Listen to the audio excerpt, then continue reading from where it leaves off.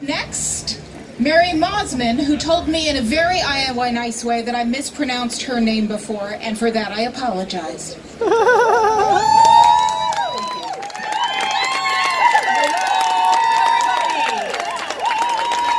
for coming out to the SoapBox. It's so great to see everybody here. I am Mary Mosiman, and I am honored to serve you and everybody else in Iowa as the State Auditor. I do want to talk about auditing. Are we cool with that? Okay. But I did think I'd begin with just telling you how I became your State Auditor and how I got involved in public service. So, quite frankly, it wasn't a very direct route. I'm a very proud farmer's daughter. My parents are here today. They're over right there. Mom and Dad, thank you for being here. Love you very much. I went to Iowa State University. I was a music major. I wanted to play the piano. I added English to that. I thought I was actually probably going to be a teacher someday. Auditing, accounting was not in my goals. While I'm at Iowa State, I met a very dynamic young man. We dated fast. We got married fast. In fact, we got married 36 years ago today. So happy birthday, anniversary, sweetheart. Still one of the best days of my life. That being said, we did what a lot of young couples did. We decided to rotate. One of us would go to college while the other one of us would work. During one of my jobs, one of my many jobs, I happened to get a job as an accountant in a small company in Nevada, Iowa, and quite frankly, I loved that job. I did everything that you could do as an accountant in a small company. Did their payroll, their payables, their receivables, their profit and loss, started their cost accounting. I loved it. I was one of two people who worked there. My boss quit, and I was alone there for a while. I talked to the owner of the company thinking, opportunity. And the owner of the company said, absolutely not. He wanted a certified public accountant.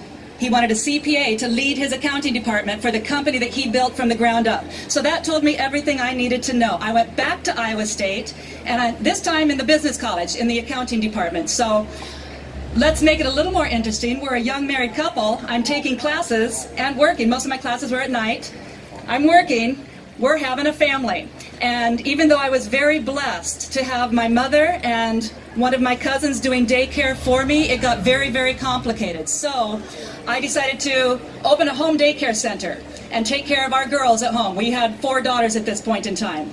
And one of my families was a county official. So during drop-off and pick-up, we were talking a lot about county government, talking a lot about the benefits of public service. Turns out that the county auditor does payroll, does payables, does financial reporting, has budget maintenance. So I was just thinking this county auditor could be right up my line. I did put my name on the ballot. I was very fortunate to prevail in that election, and I couldn't have been happier for 10 years serving in public service, making sure the taxpayers' money was used appropriately. I'm going to skip several years here, and when there was a vacancy in the state auditor's office, I couldn't have been more pleased. I just thought this is public service not only of one county but of the entire state, and it's doing public finance with your taxpayer money. So, long story short, again, I will just say I'm honored to serve you as Iowa's Auditor of State. What we do in our office, I'm going to tell you, it's very exciting stuff. It has a positive impact on every single person in Iowa. Every tax dollar that you pay, it goes to government at some level. State or local is what I'm going to talk about. Our audit work of state and local government officials helps make sure that your tax dollars are being used appropriately. We average about 150,000 audit hours each year. We are the statutory auditor for state, and we have oversight responsibility for local governments. And these audits, they're not optional. They are mandatory. These audits must be conducted by a licensed CPA who works within a CPA firm. The State Auditor's Office is a CPA firm. We have been for many years. Since 1979, when Dick Johnson took over as State Auditor, we have had a State Auditor who is a CPA for almost 40 consecutive years. So that being said, that's the main portion of our job. We also are the state's leading CPA firm when it comes to investigating when government officials are misusing your tax dollars. We had an important threshold earlier this year. In March, I issued my 100th fraud report, and I reached that threshold faster than any other auditor in Iowa's history. Those fraud reports, they tell, and I've issued more since, so they have tallied getting close to $14 million. And these are your tax dollars that were collected but did not go for the proper public purpose. For a lot of those cases, they went towards personal benefit instead of public benefit. So what this showed us along the way in the 5 years that I've been your auditor is that we need to do something to help reduce the potential for fraud happening with your tax dollars. So we were very excited to roll out a new initiative, a new mechanism to help make sure that the elected officials who are the first line of defense, making sure your tax dollars are taken care of, making sure they know how to provide oversight and accountability and transparency with your tax dollars.